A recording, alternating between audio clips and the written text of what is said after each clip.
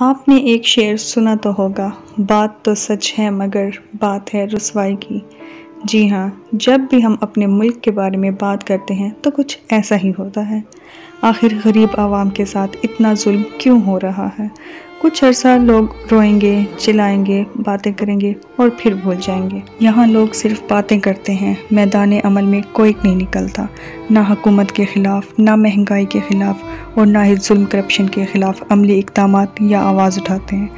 یہاں پر تو محلے کی نالی تک صاف کرانے یا ایک محلے کی بجلی خراب ہو جائے تو محلے دار اکٹھے نہیں ہو پاتے کہ اس اجتماعی کام کو مل جل کر حل کیا جائے۔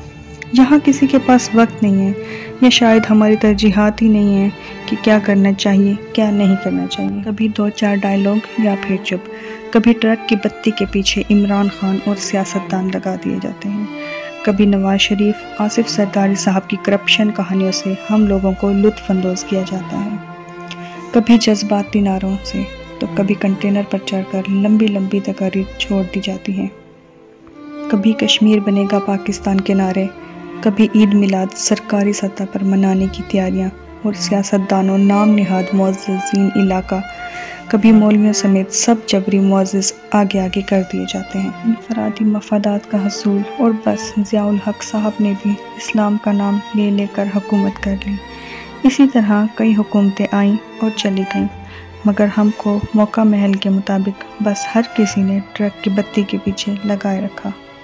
دیکھا جائے تو مسائل کے حل، مہنگائی، بے روزگاری، افراتفری، لوٹ مار، تھانہ، پولیس، عدالت، ہسپتالوں، سرکاری دفاتر، عوامی محکموں کے حالات نہ بدل سکے بلکہ پہلے سے بدتر ہوتے چلے گئے۔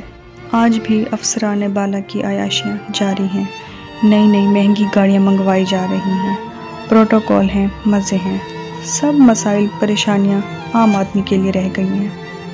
لگتا ایسا ہی ہے کہ بہت بڑا پلان ہے، پاکستان کو امریکہ یا کسی سپر پاور کا محکوم یا گروی رکھنے کی تیاریاں کی جا رہی ہیں، جو شاید تنگ آمد تو جنگ آمد کا پیش خیمہ بھی بن سکتی ہیں، لیکن بے شک رہے گا نام اللہ کا۔